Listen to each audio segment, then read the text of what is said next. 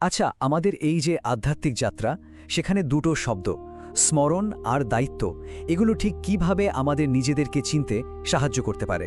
আজকের এই আলোচনায় আমরা সেই শক্তির গভীরে যাব যা আমাদের আত্ম উপলব্ধির পথ দেখাতে পারে। চলুন তাহলে শুরু করা যাক। আর এই পুরো জার্নিটা শুরুটা কিন্তু হয় মাত্র দুটো শব্দ দিয়ে, ওম শান্তি। কিন্তু এটা শুধু একটা সম্ভাষণ নয়, একদমই নয়। এটা আসলে একটা গভীর ঘোষণা, নিজের আসল পরিচয়ের ঘোষণা। আর এই উপলব্ধিটাই হলো আমাদের ভেতরের সেই স্থির বিন্দু যেখান থেকে আমাদের আধ্যাত্মিক পথ চলাটা শুরু হয়। তাহলে ওম শান্তির আসল মানেটা কি? দেখুন, এর মানে হলো আমি এক শান্তিময় আত্মা। এটা আমাদের বারবার মনে করিয়ে দেয় যে শান্তি এমন কিছু নয় যা আমাদের বাইরে থেকে কষ্ট করে অর্জন করতে হবে। না, এটা আমাদের একদম স্বাভাবিক অবস্থা, আমাদের মূল পরিচয়। এই সত্যিটাকে মেনে নেওয়াই হলো এই আধ্যাত্মিক যাত্রার প্রথম এবং সবচেয়ে জরুরি ধাপ। আচ্ছা, শান্তি যদি আমাদের আসল পরিচয় হয়, তাহলে এই যাত্রার লক্ষ্যটা কি? আমরা ঠিক কোন গন্তব্যের দিকে এগোচ্ছি? এর উত্তরটা কিন্তু লুকিয়ে আছে এক স্বর্গীয় উত্তরাধিকারে। জানেন, এই পথের সবচেয়ে সুন্দর দিকটা কি? এটা একদমই লক্ষ্যহীন নয়, এর একটা খুব স্পষ্ট গন্তব্য আছে। আর সেটা হলো শিব বাবার কাছ থেকে সেই অমর উত্তরাধিকারটা ফিরে পাওয়া, যেটা আসলে আমাদের জন্মগত অধিকার। এটা এমন এক ঐশ্বর্য যা আমরা সময়ের স্রোতে হয়তো হারিয়ে ফেলেছি, আর এখন সেটা ফিরে পাওয়ার সময়। কিন্তু প্রশ্ন হলো, এই উত্তরাধিকারটা ঠিক কি? আচ্ছা, একটু কল্পনা করুন তো, 21টি জন্ম ধরে এমন একটা জীবন যেখানে সুখী একমাত্র বাস্তবতা, যেখানে দুঃখ বা কষ্টের কোনো চিহ্ন পর্যন্ত নেই। হ্যাঁ, এটাই সেই স্বর্গীয় রাজত্ব যেটা ফিরে পাওয়ার কথা বলা হচ্ছে। এই যে কথাটা, আমি তোমাদেরকে সদা সুখী বানাতে এসেছি, এর মধ্যে কিন্তু একটা গভীর আশ্বাস লুকিয়ে আছে। এটা আমাদের বোঝায় যে এই পথটা কোনো কঠিন তপস্যা বা সংগ্রামের নয়, বরং এক করুণাময় উৎসের দিকে যাত্রার পথ, যার একমাত্র উদ্দেশ্য হল আমাদের সেই হারানোর সুখ ফিরিয়ে দেওয়া। বাহ, কি অসাধারণ একটা লক্ষ্য, তাই না? কিন্তু প্রশ্ন হলো, আমরা সেখানে পৌঁছাবো কিভাবে? এই স্বর্গীয় উত্তরাধিকার পাওয়ার পদ্ধতিটা কি? মজার ব্যাপার হলো, এর উত্তরটা কিন্তু একদম সহজ, আর সেটা হলো স্মরণ। তো এই পথের একেবারে গোড়ার কথা, মূল ভিত্তিটাই হলো স্মরণ। এটা এমন কোনো কঠিন নিয়মকানুন বা নির্দিষ্ট সময়ে করার মতো অনুষ্ঠান নয়, বরং এটা হলো একটা নিরন্তর মানসিক অবস্থা।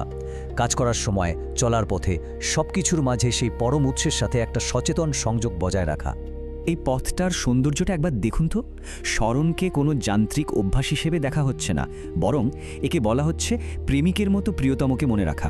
ঠিক যেমন একজন প্রেমিক তার প্রিয়জনকে এক মুহূর্তের জন্য ভুলতে পারে না, এই স্মরণও হলো ঠিক তেমনই এক গভীর, আন্তরিক এবং প্রেমময় সংযোগ।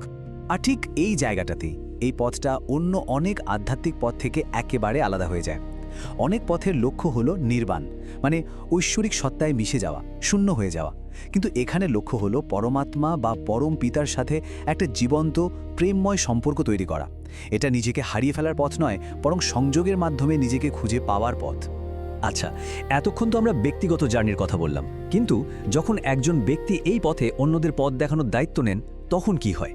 তখন কিন্তু তার উপর একটা অনেক বড় দায়িত্ব চলে আসে।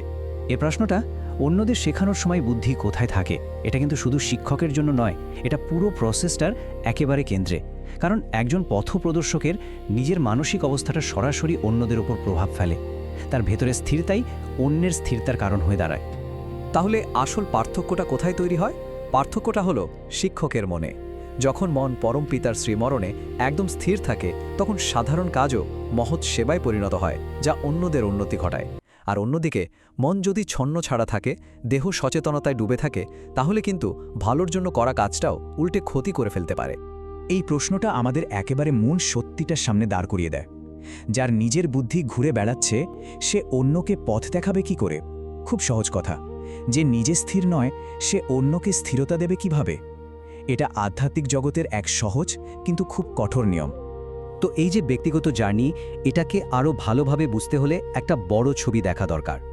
চলুন এবার দেখি কিভাবে সময়ের চক্র বা এই মহাজাগতিক নাটকে আমরা নিজেদের অবস্থানকে চিনতে পারি। এই যে সিঁড়ির ছবিটা, এটা আসলে আমাদের ৮৪টা জন্মের একটা ম্যাপের মতো।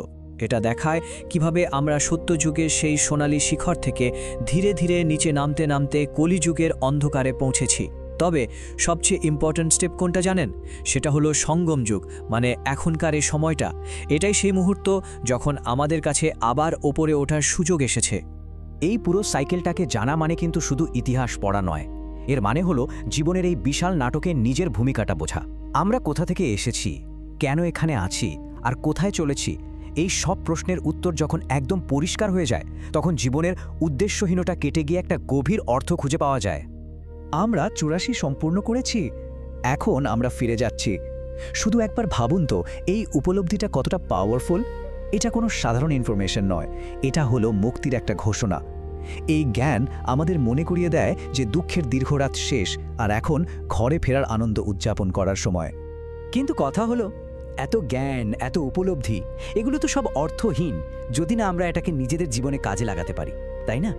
তো একেবারে শেষে এসে চলুন দেখি কিভাবে এই আধ্যাত্মিক জ্ঞানকে আমরা রোজকার নিঃস্বার্থ সেবার মাধ্যমে বাস্তবে রূপ দিতে পারি। এই নীতিগুলো হলো আমাদের পথ চলার একটা গাইডলাইন। এখানে শুধু জ্ঞান বাটার কথা বলা হচ্ছে না। যেমন ধরুন, অন্যদের নিজের সমান করে তোলা। এর মানেটা কি? মানে হলো, আমি যে শান্তিটা পাচ্ছি, যে সুখটা পাচ্ছি, সেই একই অনুভূতি যেন অন্যেরাও পায়, তার জন্য চেষ্টা করা। প্রতিটি নীতি নিজের উন্নতির সাথে অন্যের কল্যাণকে জুড়ে দেয়। আর এটাই সম্ভবত এই পথের সবচেয়ে গভীর সত্যিটা। এখানে একা এগোনোর কোনো সুযোগ নেই। নিজের উন্নতি আর অন্যের সেবা, এই দুটো একে অপরের সাথে এমনভাবে জড়িয়ে আছে যে একটাকে ছাড়া অন্যটা সম্ভবই নয়। ব্যাপারটা খুব সহজ। যখন আমরা অন্যকে ওপরে তুলি, ঠিক তখনই আমরাও ওপরে উঠি। তো আজকের এই আলোচনা শেষে একটা প্রশ্ন থেকে যাক সবার জন্য।